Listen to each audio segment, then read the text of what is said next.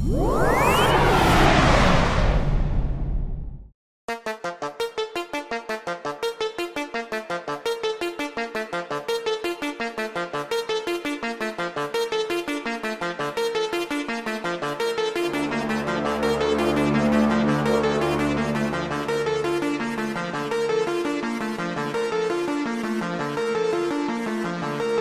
Hollywood, it's Paranormal Tonight. I'm Mark Summers, and now, here's your host, Dan Harary. Hello, everybody. Thank you very much for joining us once again on Paranormal Tonight. My name is Dan Harary, and we're broadcasting live from beautiful downtown Beverly Hills. This is my office and my fun place. And tonight we have a very special guest, and we have a lot to get to. So I don't want to babble too much up front. I just want to say one quick thing. My Hollywood Disclosure Alliance group, this past Sunday, we had a very, very cool event in Sherman Oaks, California. We had about 100 people who came to see the making of Project Blue Book, the TV series. And Paul Hynek and his brother Joel Hynek, who's an Oscar winner, presented the making of Project Blue Book, along with the three producers of the show. And they showed how the show was developed and who Dr. Alan Hynek was and what Project Blue Book was. And it was a wonderful event. We'll have more in the future. And I just want to give a shout out to the Hollywood Disclosure Alliance and all the members who have made my my little group that I founded a year ago such a wonderful organization. I really appreciate it. Okay, let's jump right in here. Author and ufologist Dr. Lynne Kitei has been an internationally acclaimed physician and health educator for over 50 years. However, she had to push her work in the medical field aside to pursue answers that would explain a remarkable event that would forever change the course of her life. The silent, massive aerial objects known as the Phoenix Lights that were witnessed by over 10,000 people March 13th, 1997. It's 27 years ago this past week. The event lasted over a dozen hours and was seen by people in more than 4 states. Dr. Lynne also filmed these UAPs up close and personal prior to, during, and after what has since been hailed as the most witnessed, most documented, and most important mass UFO sighting in modern history. Dr. Lynne was chief clinical consultant of the Imaging Prevention Wellness Center at the world-renowned Arizona Heart Institute, and in 2004, she came forward after 7 years of anonymity to announce herself as one of the key Phoenix Lights witnesses. Dr. Lynne has spoken about the Phoenix Lights on hundreds of national and international TV and radio shows, Coast to Coast, CNN, News Nation, CBS, Fox, etc. The 4th edition of her best-selling book, Phoenix Lights, A Skeptic's Discovery That We Are Not Alone, along with her award-winning documentary, Phoenix Lights Beyond Top Secret, and her Phoenix Lights graphic novel and coloring book are all available on Amazon. And I just found out the other day, and I never knew this, Dr. Lynne was one of the co-stars of the hit movie Raising Arizona, which I think probably very few people know that. To celebrate the 27th anniversary of the Phoenix Lights, last week Lynne was on George Norrie's Coast to Coast, and she just recently organized and hosted the Phoenix Lights anniversary celebration in Scottsdale, Arizona, at the Harkins Shea Theater. Dr. Lynne is also the founder and exec producer of the Phoenix Lights Network. Please check her out, thephoenixlights.net, thephoenixlights.net. And without further ado, Race, let's bring in our favorite Phoenix Lights expert, Dr. Lynne Kitei. And there she is. Hi, all. Thank you so much for having me, Dan, and I'm so honored to be a founding member of the Hollywood Disclosure Alliance as well. It's really a pleasure to be with you and your audience today. That's very sweet. And you were, I would say you were within the first probably 10 to 15 to 20 members. So, and Dr. Lynne, we'll probably be hitting 200 members by June. So yeah, it's a wonderful thing. And thank you for being a member. We all know you're the number one person in the world, the number one expert in the world about the Phoenix Lights, of course. But before we get to all those cool things, tell us a little bit about yourself. Where are you from, where you grew up, what you did as a kid, and also what inspired you to become a medical doctor.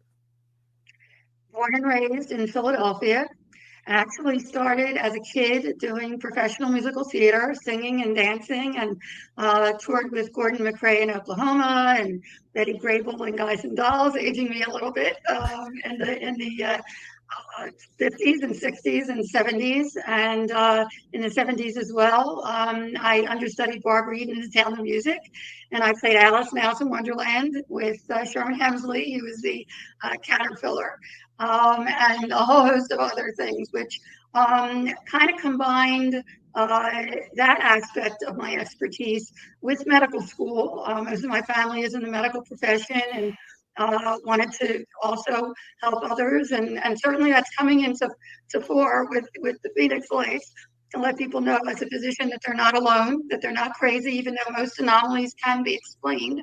Only a small percentage cannot, but just because we can't definitively define what these things are, it doesn't mean they're not real. So it's time we get this topic out in the open and address it, accept it, and study it, so we can move forward and not only find out who's driving these things, but also move forward in our own evolution. And after medical school, I saw the need as well for community education. There really wasn't anything in the mid 70s, in the early and mid 70s, and started doing health reporting at NBC in Philadelphia, KYW. And then a syndication grew from that, which was showing in Phoenix in 1980 when we moved here. And then I started doing health reporting for NBC here, as well as USA Cable. And in '85, because I was seeing kids drowning in substance abuse, and adolescent medicine is my specialty, I actually started a company, Health Education Learning Programs, to produce video and workbook curriculums on vital health issues, such as AIDS and teen pregnancy and substance abuse prevention education, which, by the way, the Entertainment Industry Council picked up, because I have not only kids that have been there, but experts in the field. And then I brought in my other hat, celebrities, and we have Magic Johnson, Michael Jordan, the original cast of Beverly Hills 90210, Paula Abdul, and a whole host of other celebrities that give poignant messages, and started the You Make It series. I believe every kid can make it if they have if they're educated and they have someone who cares. And when this fell in my lap, figuratively and literally in my lap, in '95, any interest or knowledge in the UFO topic at all, I felt obliged as well, not only to do my homework and find out what was going on after my husband and I both had a very close sighting to our home, which we'll get into, but also after thousands of people saw what I had been seeing 2 years later. It really sent me on a journey to try to find a logical source of meaning, which I have yet to find, Dan. If anything, it opened up my whole world, new world to me, that ultimately, after 7 years of anonymity and a 750-page journal later, and I went back to work at the Arizona Heart Institute as the head of the Wellness and Imaging Center, chief clinical consultant, and pared down that 750 pages to 230 of the most compelling and credible data that I could find. And finally, after much soul searching, I did not want to come forward. Came forward in 2004 with the first edition. It's now in its fourth edition as the story continues to unfold. And we're going to get into how that story unfolded. It's really intriguing in and of itself, because I felt, just as I did with vital health issues, how could I not share this vital issue? And it's brought me here to you and your audience today. That's awesome. That's great. Just real quick, you moved to Phoenix from Philadelphia in 1980. Is that right? I moved from Asbury Park, New Jersey to Los Angeles in 1980. So you and I both East Coasters, transplanted out the same year. And it's been, I guess it's, 43 years? Yeah, wow. That's very, very cool. All right, let's just jump in here. Your first UAP sightings that you took photos of, as you said, was in 1995. Race. Please, let's see slide number one. Can I describe it before we get into the photos a little bit? Well, okay. Yeah, because we live mountainside in Paradise Valley, really high in the mountain. And anyone that's near a computer that can get onto the Phoenix Lights Network website, it's packed with information. But on the photo page, you can see the topography because from our view, when we're pretty high on the mountain, we have a panoramic view of the city skyline. So we know what planes look like and helicopters and streetlights and car lights and so forth. And we face the airport, so we see planes and helicopters coming in and out of the airport constantly, actually. And there's two mountain ranges in the distance. One is South Mountain, which is right behind the airport, and then a few miles back is the Estrella Mountain Range. And if we have time, what's really intriguing is that there's a very strong Native American kind of constituency in the Phoenix Lights story in and of itself. Not only am I working with Navajo Rangers, who actually had a sighting the day before ours of these orbs going around in circles, and the whole town came out. They're very open to it. But 6 months before the mass sighting, I happened to be asked to present my substance abuse program at the Gila Bend, Gila, Gila River Indian Reservation. And after the lights started showing up, I noticed that it seemed to be right where their sacred ground is, in between South Mountain and the Estrella Mountain Range. So I called up the principal, and they don't talk to outsiders, but I helped him out. And I said, did anybody happen to see strange lights on March 13th? And he started to giggle. And I said, is that funny? He said, are you kidding? We've been looking up at them for centuries. They call them sky people, light beings. I had no idea. And that's how the Estrellas got its name. It means star in Spanish. And not only do they welcome these orbs, some of them feel worldwide, indigenous cultures worldwide, and that's a whole story in itself. The Hopi right here in Arizona have protocols to invite these phenomena in because they believe that they're spirit world or ancestors, giving them comfort and knowledge and inspiration. And I have to admit that I have obviously been inspired. I get very passionate about this, obviously, but they also believe that there's a portal or gateway in that area. And I preface what I'm going to be talking about now because you'll see in science we look for repeatability. Right. And you'll see that these unexplained aerial phenomena, these UAP or UFOs, keep popping up in the same area. And they believe that there's a portal or gateway in that area. So you decide for yourself. But the very first sighting that both my husband, who's also a physician and a healthy skeptic, was literally and figuratively right outside our bedroom window. It happened to be the eve of my birthday, February 6th. My birthday is February 7th. And one wall of our bedroom is a window. So anything that pops up out there, we see if we're in the bedroom. And I happen to be in an adjacent room. And my husband was on the telephone with my mother-in-law, who had called from Philadelphia to wish me a happy birthday. And he was on several hospital and medical boards. Nothing ever ruffled his feathers. And suddenly, and I'm taking a bath, leisurely bath in the other room, he yells out, "Lynne, get over here quick. What the hell was that?" And I grab a towel, wringing wet, run to the window, dripping, and a little below us, because we're pretty high, and it's very treacherous desert landscape with cacti and so forth, and it's gated. And we're kind of nestled in the mountain range, so there's no way this was military. And it was right outside our bedroom window were 3 amber orbs in a pyramid formation, one on top and 2 closely aligned underneath. And immediately I saw it coming from a video workbook background to run downstairs and get my video camera. But I'm sure there's people out there that have had paranormal experiences like this, and you don't know how long it's going to last. So I tried to take everything in mentally. I always tell people, when you're in a certain situation, be mindful, take in everything. And I did. The size, the shape, the color. And I always go back to this sighting. They were about 3 to 6 feet each, depending on how close they were, and they were pretty close. They were oval shaped, which is interesting, Dan, because now that the Navy Nimitz pilots have come forward and talk about the Tic Tac or the oval shaped UFOs, I don't know if they're related, but they were oval shaped for sure. And I call them an orb because the light did not extend outside the edge. It was self-contained, a uniform amber color throughout, very soothing, very mesmerizing. And I thought, you know what, if I don't get a picture of this, no one's going to believe this. It was so extraordinary. I go running to the closet, to grab my 35 millimeter that I keep handy for the beautiful sunsets we have here. I collect sunsets. If you go to my Facebook page on Facebook, you'll see my collection as well there of sunsets. And as I'm doing so, my husband calls me back. He said, "Get over here quick. One of them is disappearing." And by the way, I'm the only person with 35 millimeter that's been analyzed and authenticated by military and university optical experts. But I grab my 35 millimeter and I run to the window and hear the top orb. And I have to say, we have two grown men now, but they were boys at the time. The only movies we saw were Close Encounters and E.T. in the 70s, as well as the original Star Trek series.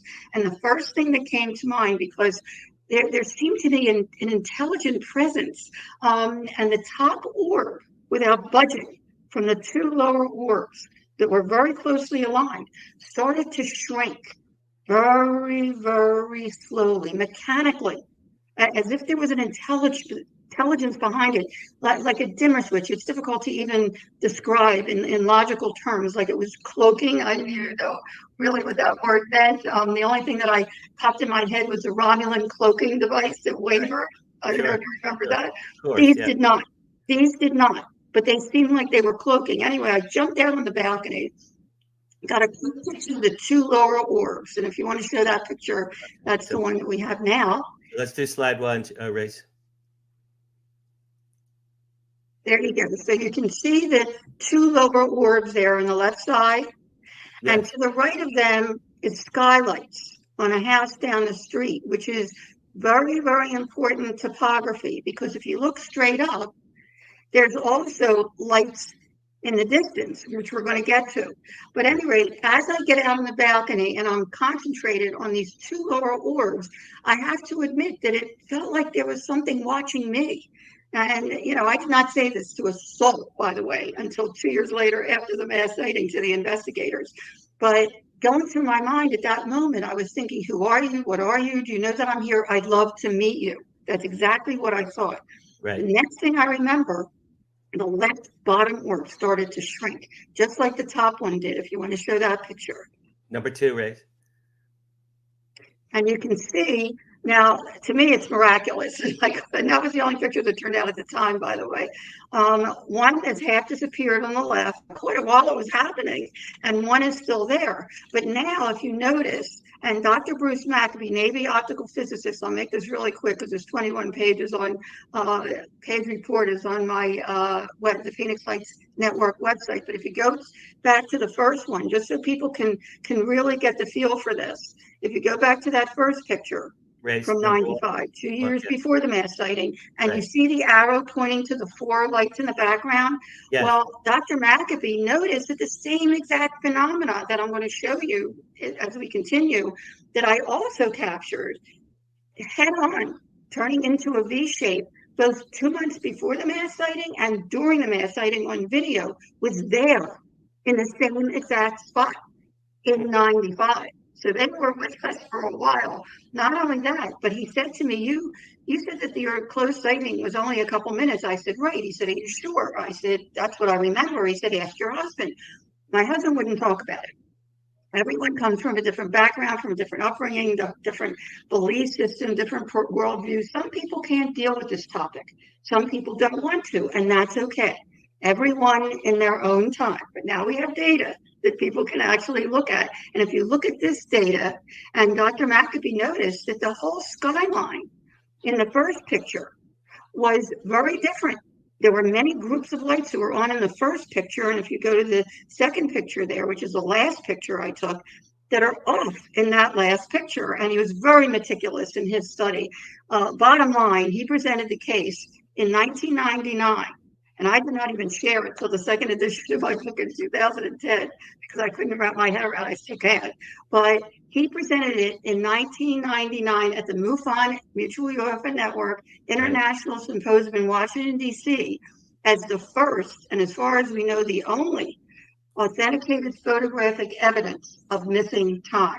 So there's a lot more to this story. But put that aside, if anyone cares to read the 21-page report, it's on the Phoenix Lights Network website, and also I have part of it in the book. But I waited for 2 years. I didn't know who to even show this picture to. And that was the only one that turned out at the time. The one half disappeared and one is still there. And wondered what the advanced technology was outside our bedroom window, why my husband and I happened to see it together. Lots of thoughts. And of course, I kept looking out for similar phenomena. Nothing for 2 years, Right. until 2 months before the mass sighting. Right. Okay. Wait. Hold on. You're jumping. Let me ask you the question, and then we'll go there. Okay. Sure. So your first two Phoenix Lights sightings, like you just were saying, were in January and February '97, right? And No. The first one was in February of '95. No, I know. We just did that. We just did that. Right. And then you fast forward to '97. Yeah. We're in '97. January of '97. January and February '97. Right. Right. Okay. Hold on. You saw those you saw those out your window? Are those the ones you saw out the right. window? One wall of our bedroom was a window. So I happened to see 3 lights in a row far north. And I'm noticing, wait a minute, they're amber color. They're huge balls of lights in an equidistant line formation, totally equidistant from each other. And I'm thinking to myself, wait a minute, they're amber, they're in a formation, they're hovering for minutes. And I watched as they seemed to shrink, implode from right to left. I don't know if that's significant, but each time I've seen these, they disappear from right to left. Okay. And I even mentioned it to my husband. He said, do I still have to go to work tomorrow? I mean, he wasn't interested at all in talking about it. The next night, he was at a medical board meeting. And I come upstairs and I noticed the same 3 lights at about 8 o'clock. We're now in front of South Mountain. And I knew they were in front of South Mountain, where the airport is, because there's red blinking lights on top of the mountain to alert aircraft coming into Sky Harbor that there's a mountain there. And I thought, okay, enough. And I go downstairs, I grab my video camera, I get outside, I get about 18 seconds worth. The battery goes dead. I run inside, I hook up the battery, I go outside, they're gone. About a half hour later, about 8:30, my husband comes up the drive. I go outside. I said, honey, remember I told you about the 3 lights far north last night, about, in a line formation about a half an hour ago. They were right in front of South Mountain. As I'm pointing like this, they reappear in the same spot. It was like, whoa, what is going on? I run upstairs. I grab my 35 millimeter because my video camera is being charged. And I don't believe in coincidence anymore. First of all, in video, it doesn't do the lights justice. They're much smaller, they're white, they flicker, even though the formations themselves are very compelling. But on 35 millimeter, they're in the negative. They cannot be fudged or denied. But at any rate, I go out on the balcony. I'm just ready to shoot the 3. Suddenly, 6 lights across pop on. Massive span over the 3. I started to shake. If you want to go to that next picture. Number 3, Race. Number 3. And that's why it's wavy, because I'm shaking. Because not having had an explanation, Dan, for 95, it was like, holy moly, this is massive. It was over a mile wide. But I kept my wits, with me, and I kept on clicking away. The second picture, which I think we have here. Number 4, please. Raise 4. There we go. No, we don't have the second picture. The second picture is actually 5 lights in a V formation with 2 underneath. And 2 months later, during the mass sighting, you would hear thousands of people saying that what they saw were 5 lights in a V with 2 trailing lights. But this was 2 months before the mass sighting. And then as I continued shooting, it seemed like the top formation started to turn into a V shape as the lights underneath were disappearing. You can see now there's only 1 light underneath, but it's the top formation seems to be turning into a V. And then the last one of that series. Okay, what's significant about this? Couple things. First of all, this has been analyzed again, and if you look at the lights, every one in between is smaller than the ones closer to us. So it's postulated that either these lights are single lights that might be attached to something or have a force field in between. And actually, the next morning, it was so unnerving. I did not sleep well that night, I have to tell you. But I figured, you know what? There's got to be a logical explanation. Let me just search around. I finally found air traffic controllers at Sky Harbor International Airport.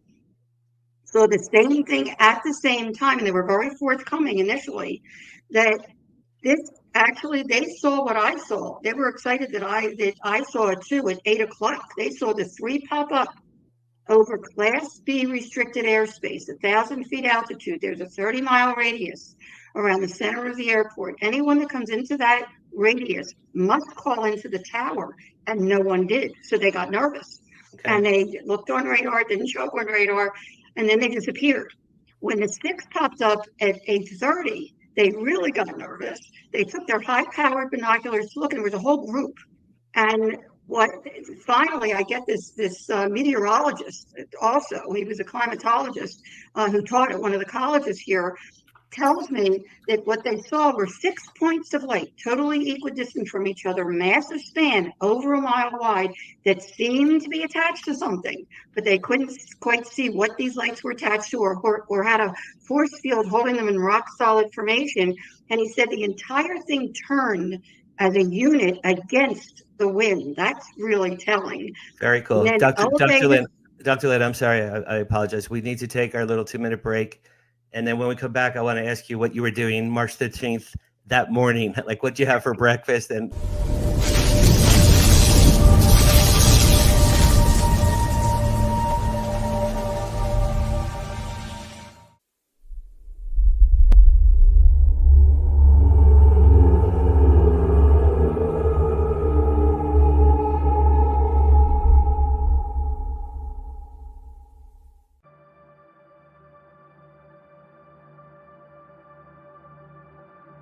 Unlock the mysteries of the spirit realm with the new book, Meeting Wallace.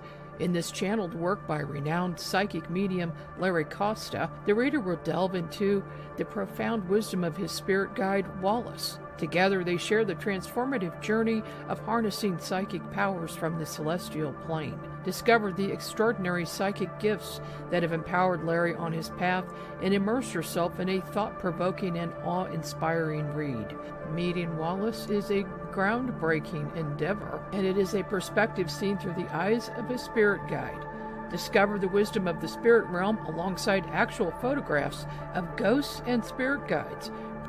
Get the book Meeting Wallace by Larry Costa at Amazon.com.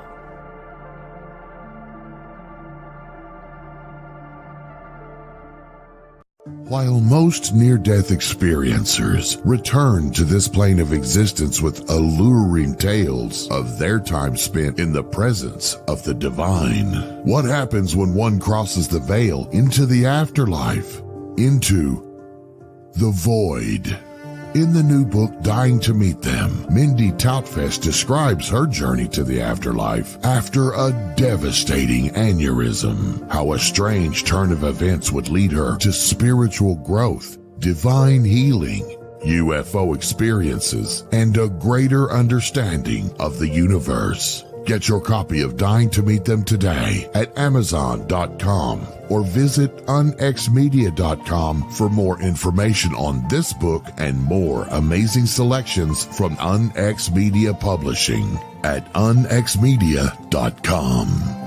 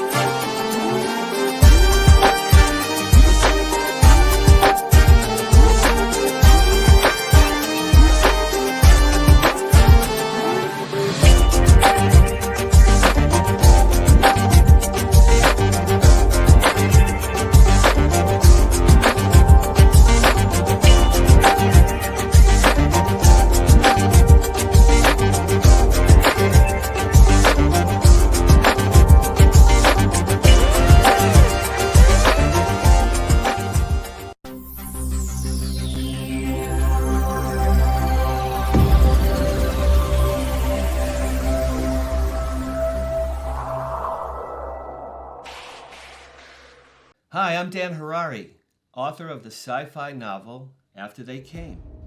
After They Came tells the story of Jonathan Tuckerman, a Los Angeles man down on his luck and truly alone in life, who decides to mark his 70th birthday by drowning himself in the Pacific Ocean. Instead, he inadvertently becomes the world's Wonder Man after a pair of extraterrestrial visitors from the Pleiades appear in a giant spacecraft, pluck him from the sea, and present him to the media and the world as their ambassador to mankind. Many leading UFO researchers have embraced After They Came. Nick Pope has called the novel, quote, a delightful tale of wonder and hope. Richard Dolan adds, quote, this book is a captivating novel of benevolent alien contact. And famous alien abductee Travis Walton has said, quote, After They Came is presented in such a graphic visual style, it could serve as the basis for an entertaining film adaptation. After They Came is now available on paperback right here at Genius Book Publishing. And we're back. By the way, my book After They Came is now also available as an audiobook. It just was released as an audiobook. After They Came, print, ebook, audiobook, all available on Amazon.com. Thank you. And we're back to live from Hollywood, actually live from Beverly Hills, but anyway, live from Hollywood. I always think that's funny. It's Paranormal Tonight. I'm Dan Harary. We have a very special guest tonight, and let's bring Dr. Lynne Kitei back in. Dr. Lynne, tell us, I want to know, what did you have for breakfast and lunch on March 13th, set 97? What was your day like on that day before everything changed your life? Well, first of all, it's not about me. It's about the data. And it was just like an ordinary day, but I just wanted to finish. The air traffic controllers, by the way, ruled out every conventional aircraft, balloons, Chinese lanterns, flares, even skydivers with lights. I mean, here's professional skywatchers ruled out everything that it could possibly be. Then 2 months later, and the lights continued. I continued photographing them. So March 13th for me was just like any other night, but for thousands of others, and not just in ours, there's so much mis and disinformation, Dan. You probably heard it's 1 or 2 events. It was only a couple hours. It was 2 different events. No. That's one of the reasons I had to come forward after 7 years of anonymity. There is so much more to this story, and there's so much mis and disinformation. It wasn't just 1 or 2 events. It was multiple events happening in at least 4 states. I'm doing a scientific study now, scientific Phoenix Lights experiencer study, and we're finding that there were not only Arizona, New Mexico, California, Nevada, but also Utah, Texas, and Colorado. There were people that were seeing the mass sighting. And if anybody out there isn't familiar with March 13th, 1997, when thousands of people were outside looking skyward for a glimpse of the Hale-Bopp comet, they also got a glimpse of according to Peter Davenport of the National UFO Reporting Center, from his data, one of these objects was 8 miles wide. And we're not just talking lights, these orbs in rock solid formation, but also craft, actual craft. And if you go to the Phoenix Lights Network website gap page, Geospatial Animation Project, a 12-year study, hundreds of reports, 2 or more people had to see the same craft. And I think we can show a couple of them. I'm not sure which. All right, so let's go. There were 10 different crafts. Now, whether it was, let's see what. Let's go to number. I think that next we have number 6. Let's see number 6. We'll try to keep this in order. Well, that's actually that's a real picture. Is that a real picture of the?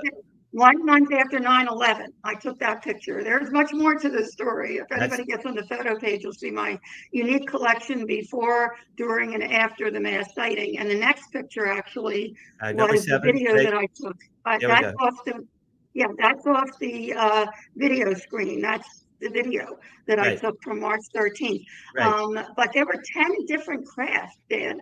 Whether it was one craft that could morph into looking different, and I think we have a couple of the pictures. Let's go to 8, Grace. Let's go to 8. Yeah, there we go. This was one of the most common. Again, 5 lights, and some people saw 2 trailing lights. Some people saw a dome on top. like an arrowhead.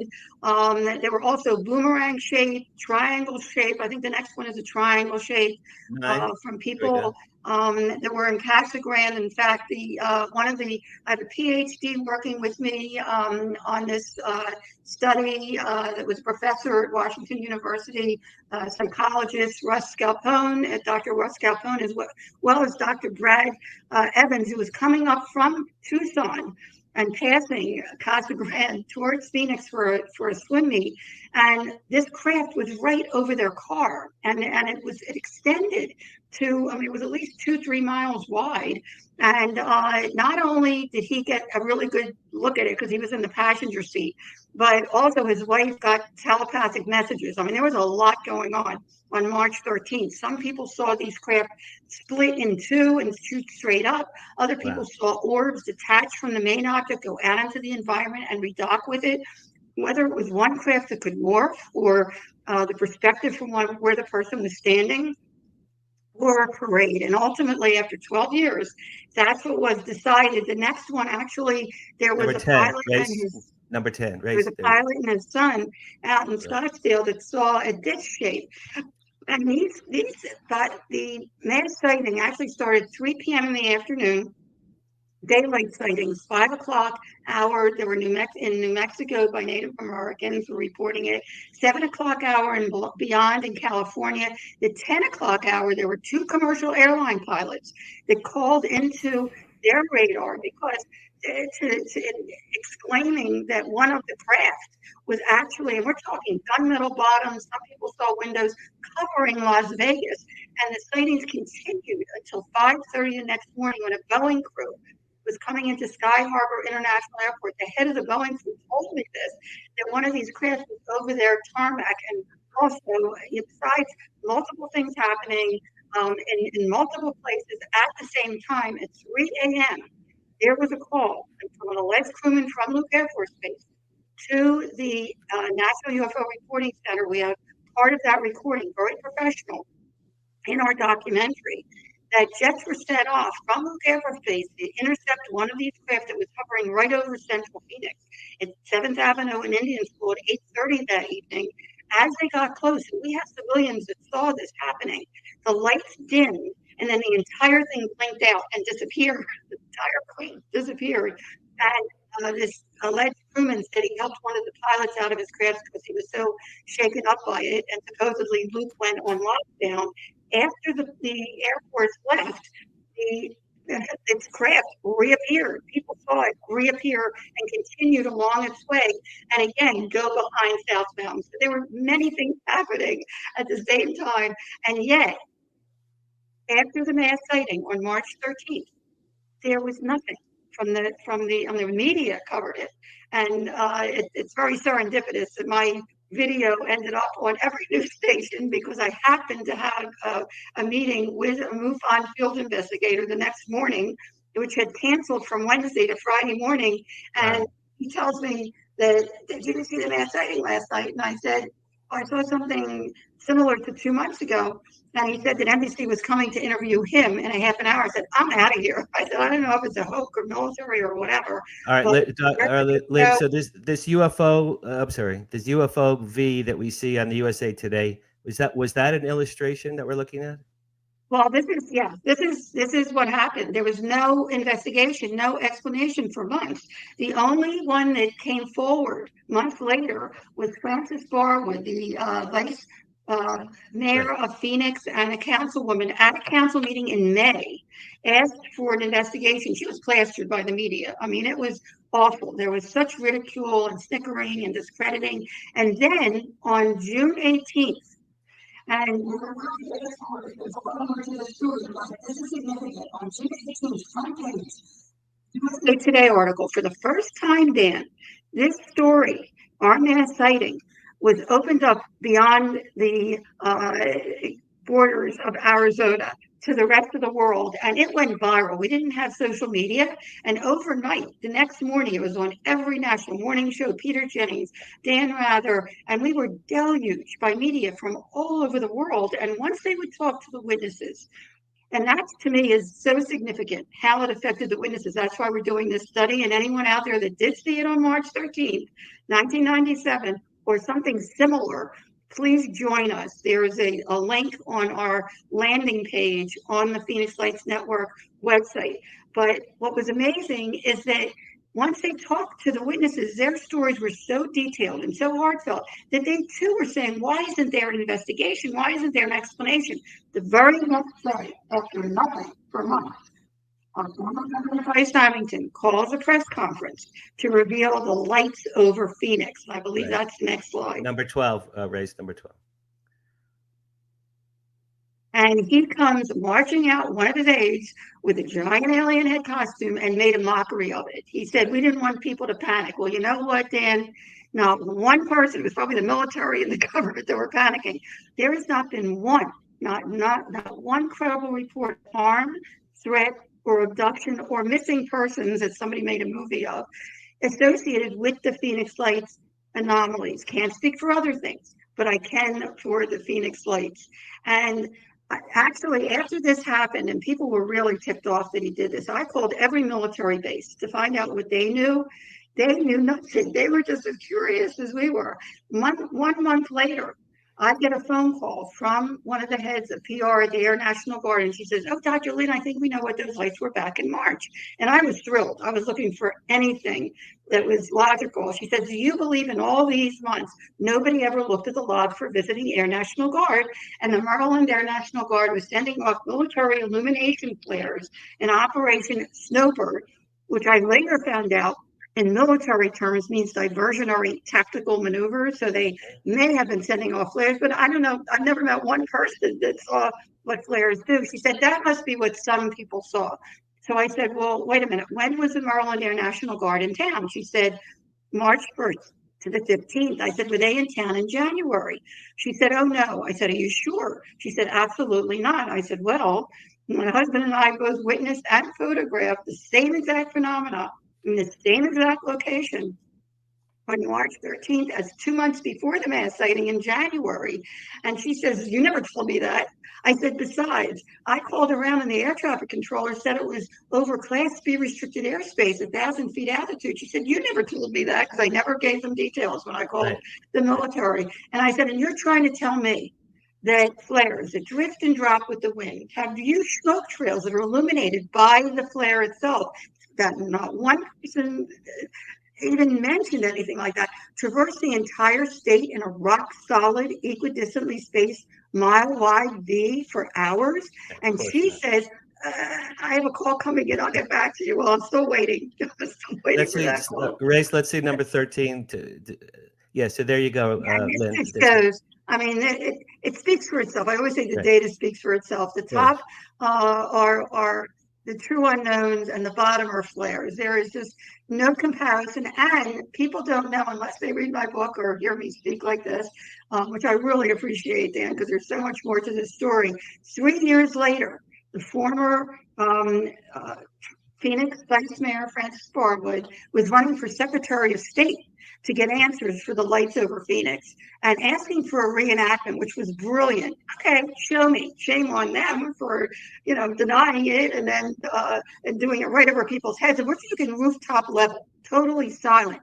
People were looking right up into these wells. I mean, the stories are fantastic if we had time. But I mean, she said reenact it right before the 3rd anniversary. We get a big public announcement that 3 Air National Guards were coming into town to show everyone the Phoenix Lights and talk about the joke. I mean, people clear too. If you go to the news page on the Phoenix Lights website, scroll down to the ABC satellite block. And you'll see, I mean, the data speaks for itself. The automated triangle was upside down. It fell apart immediately. It had huge smoke trails, just what you're looking at to date. Dan, the Phoenix Lights have never been recreated or explained, but they continue to show themselves. And then I believe the next. Yeah, so a very famous movie star happened to be flying his plane. Oh, wait a minute. Okay, here we go. Yeah, if you want to introduce the morning that after the mass sighting, you'll love this, especially anybody that's into the Hollywood scene. The morning after the mass sighting, I had to confirm with the air traffic controllers that it was the same thing, which they did. It was the same exact phenomenon, the same exact location, and they mentioned that there was a commercial airline pilot that called into the tower that said, "What the hell are these lights over me?" We're talking right over the tarmac. And a private pilot that also called in on close approach. Never mentioned who that private pilot was. But right after the 10th anniversary, our former governor came forward bravely to disclose that he actually saw one of the crafts, the Mile High craft. And in his own words, as an awarded pilot, a military pilot, it definitely wasn't flares. The only explanation they ever came up with, they never addressed the craft, by the way. But in his own words, and he used the word used worldwide, I'm sure you've heard it, Dan, otherworldly. Right. And also after 2017, after the front page New York Times article divulged that Harry Reid had had this $22 million study, and the Pentagon was all involved with UFO studies. Finally, this private pilot did come forward, and who else was it? None other than Kurt Russell, the wonderful actor Kurt Russell, who, by the way, was reporting it on close approach to Sky Harbor International Airport while I was filming my signature video that night. Have you ever had a chance to meet with him one-on-one? I tried. I have tried, and I'll keep trying. Hopefully I will, because I'd really love to chat with him, and certainly we have a little Hollywood connection ourselves. But one thing that was really interesting, and something that we're also finding in our study, and even Dr. Brad Evans, who is part of the team that's studying the experiencer phenomena, he forgot about it for 2 years. He never spoke about it till he came in one night and Goldie Hawn was watching a show. And the same thing happened with Dr. Brad Evans. They forgot about it. They didn't talk about it. And it's not unusual. This did happen. For some reason, it affected different people different ways. And they saw something on television, was like, whoa, we saw that. So there's a lot of intricacies that we're finding out. I have to tell you, when we come out, which should be soon, within months, hopefully, certainly within the year. We have over 1,000 participants, and the findings are mind-boggling. So I hope that we can visit again and I can share those findings. But there is so much more to the story. Sure. It's a huge thing. Tell us about the very famous rock star who I actually met in 1985. He was one of my favorite. But tell us about the famous rock star who saw this event as well. Okay. Also, which I had no idea, and each year I organize and host. It's a real community service. There's nothing out there like it. It's not a UFO event. It's a community event where I host our international film, a documentary. We're so proud. We won over a dozen international film festival awards, and we show it on the big screen, which is really awesome. And then we have speakers, and we have Travis Walton. You probably are familiar with Travis Walton, The Fire in the Sky. He's with us every year. And we have 2 Navajo Rangers. I think I mentioned at the top that they had a sighting the day before ours of these orbs going around for an hour, and they brought out their lawn chairs, and they're very open to these phenomena and welcome them. We also had witnesses, in one year. A guy leans over, and I had no idea who he was at the time, and he says, I saw them too. And I said, really? And people told me that all the time. And he walked away. He says, will you be on my radio program? I said, sure. And he walks away, and there was a gal next to me, and she said, do you know who that is? I said, no. He said, that's Alice Cooper. He wasn't in costume. There he is. I love Alice Cooper. And he was so sweet. Awesome. And we communicated for years after. And for the 20th anniversary, I said, would you please come forward? And of course, he's touring constantly. So what he did for us was actually a Q&A that we show now. That not only did he see the mass sighting, but he also was out in the desert a couple years later. I think he got an Aston Martin or something, and he was like trying it out in the desert, way out in the desert, near Blythe. And suddenly he sees the Phoenix lights coming towards him. And he said, "Wow, I'm here all alone, and here are the Phoenix lights coming towards me." But he said they must like his band because they didn't abduct him. That was his. Dr. Lynn, are you still in touch with him? Because I would love to get him on my show. Are you in touch with him at Yes, all? I am. I am, but he is a busy guy. But and he has a wonderful organization here for teens to learn music and so forth. And he's touring constantly. But certainly, I'll try to hook you guys up for sure.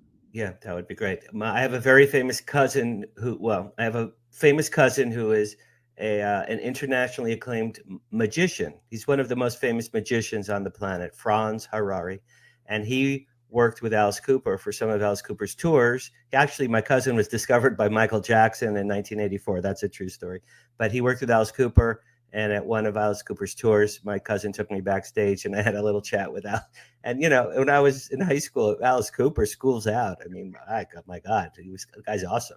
So I would love to interview him. Let's jump a little bit over to the Hollywood side. Now, you probably, and I didn't know this, you've been a professional actress. You've appeared in quite a few projects along the way. And probably most notably, you were one of the co-stars in a movie called Raising Arizona, which is, everyone loves that movie, Nicolas Cage and Holly Hunter. And you played Florence, Arizona, I believe was your character. And I think we have number 16 race. There you go. I can't believe that's you, Dr. Lynn. That's amazing. That is me. 3 hours of makeup and hair. I came to the audition looking like that because I almost made it into the Rocky II movie as I was doing health reporting at NBC in Philadelphia, but they didn't think I looked like a doctor. So I didn't get the part. So I came looking this part, and that's the way I looked when I came to the audition. It was wonderful. I mean, talk about a cast. We have Frances McDormand and Holly Hunter and Nicolas Cage and William Forsythe and John Goodman. I mean, what a cast. But what was really ironic is that when I finally came forward 7 years later, I did not want to come forward. But after the 750-page journal and knowing that the data was so important, and after having my 35 millimeter analyzed by military and university optical experts, and nobody could give me an answer, I thought, you know what, this information is too important not to share.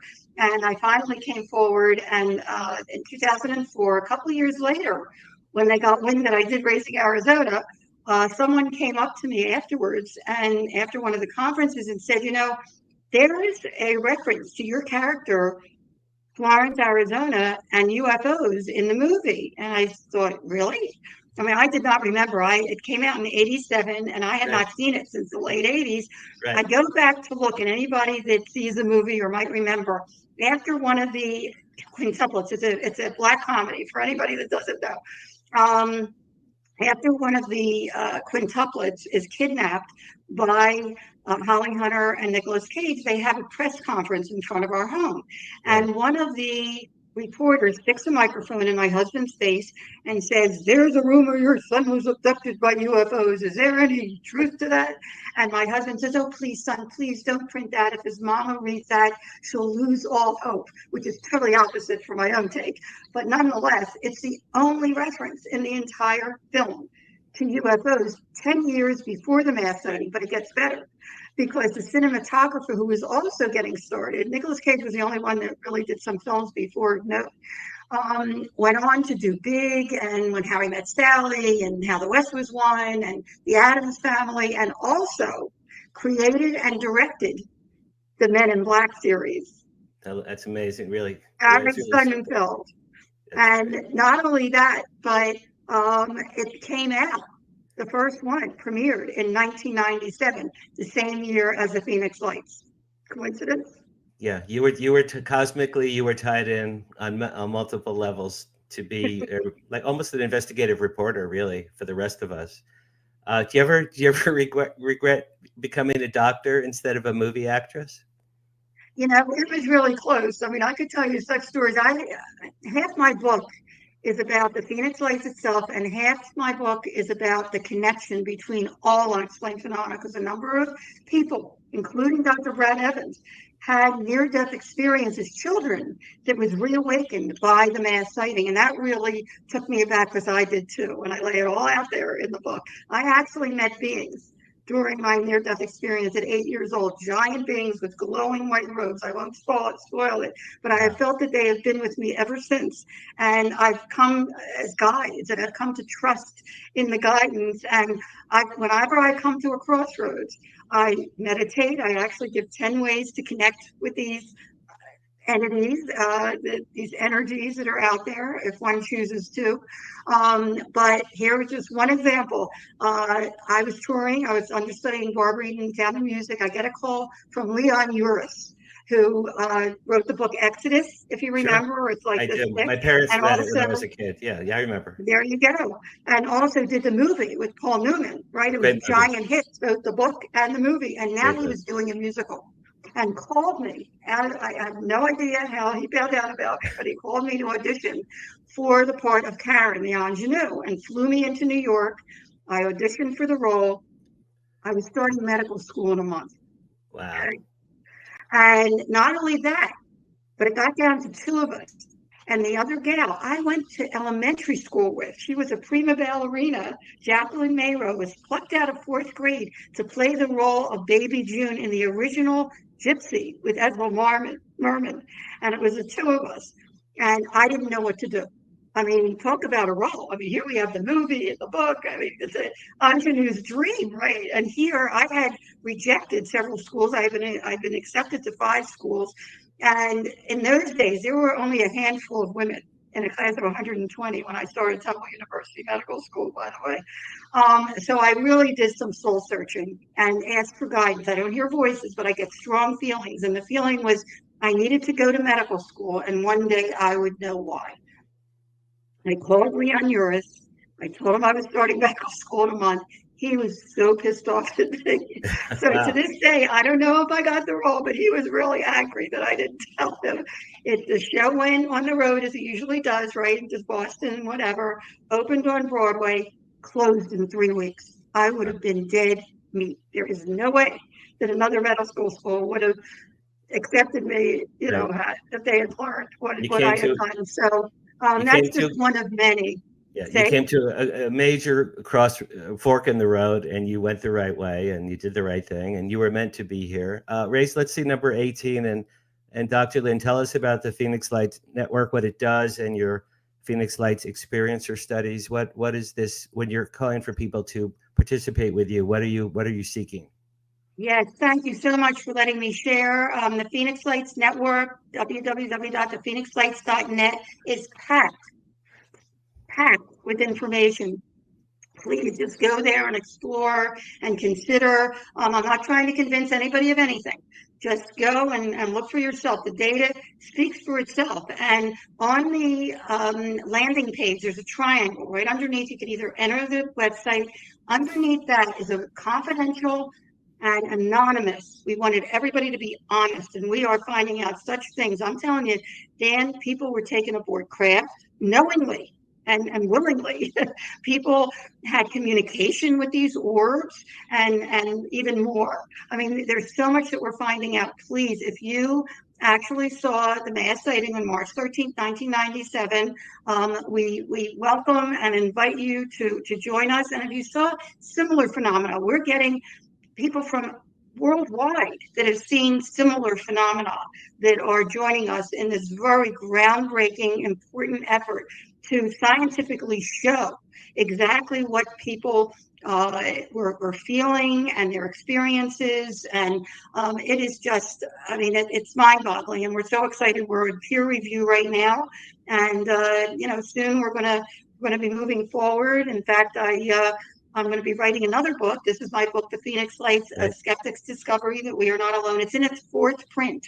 Right. And of course, it's in paperback, but I also invite people to get the ebook because it has color pictures and live links. And there's a picture that I now have in the 4th edition that our older son took that convinced me that this is all real. It really pushed me to come forward. I won't spoil it for anybody, but we're at the tail end. We're almost out of time. Let's see number 20, Race. This is Dr. Lynne's award-winning documentary. I can't wait to see that. I've not seen that, so I want to watch that. Is that on the streaming? It's a real grassroots effort, Dan. Yeah. Is it on streaming or is it on UFO TV by any chance? It's streaming on Amazon Prime, Hulu, also Apple TV, and you can get the DVD through our website with bonus features. I mean, they're amazing. Astronaut Edgar Mitchell is in it, and he talks about the cover-up in the bonus features, as well as a 93-year young French pilot who saw Foo Fighters during World War II. There's a lot. There's a lot in our documentary. And then my most recent endeavor is a graphic novel and activities coloring book for all ages. There we go. Yeah, 21. Beautiful, beautiful. Look at that. Yes, That looks awesome. I wish I was 6. I would color that for you. Well, it's amazing. We have the 10 different crafts that covered it to scale. I worked with a Disney illustrator and a map maker, and we have 80 crop circles and activities. We have from sacred geometry to word finders and answers for those of us who are challenged. So, yeah, I hope that people will look that up on Amazon as well. You're very creative. And then this is you. Now, this is not the other day. Is this a previous year? Yeah, this is a couple years ago, and I always say keep looking up, and now you know that it's a double entendre, because when I found the connection between all unexplained phenomena, whether it's near-death experience, out-of-body, unexplained, aerial phenomena, not only in the experience itself, but in the after effect, the awakening, the enlightenment, that's half the book. I mean, it's really important that people know how these phenomena are really affecting people at such a deep level. I still have people tell me that they feel blessed to have had that experience, and in real time and long term, people were in awe and in wonder and felt connected. I mean, there's really a story to be told, which we're continuing the story, and I hope people will pick up the book and take a look at the Phoenix Lights Network website, as well as the documentary. The documentary is a real grassroots effort, and people keep telling me, people keep coming back year after year to our event and saying that, gosh, I learned something new every time I watch it. So I hope people will check it out. Thank you for sharing. Thank you very much. Just real quick, I saw a major UFO in 1970 with my father, and then I completely forgot about it. Completely forgot for 47 years. And then my dad passed in 2017. I went to a deli to get a pastrami sandwich, and I got a beam.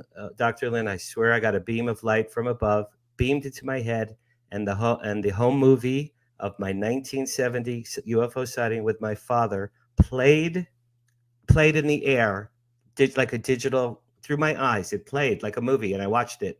And then I wrote my book after they came and created the Hollywood Disclosure Alliance, and met wonderful people like you and Nick Pope and Richard Dolan and Steve Bassett are like my best. Paul Hynek, they're like my best friends. So it changed my life in many, many ways. So I understand what you're saying. Thank you for being our guest. Congratulations on all your things you do. Let's stay in touch and check out the Phoenix Lights Network, like Dr. Lynne said. Thank you for being my guest. Next week, my guest will be Peter Kuran, Kuran. He worked on the original Star Wars movie with George Lucas. He's one of my best friends, and he has all kinds of documentaries about the making of the atomic bomb. And in light of the fact that Oppenheimer just won Best Picture, he's a very timely guest. So Peter Kuran is my guest next week. Live from Hollywood, it's Paranormal Tonight. Thank you for joining. Thank you, Dr. Lynne. I'm Dan Harary, and we'll see you next week. Thank you. Keep looking up.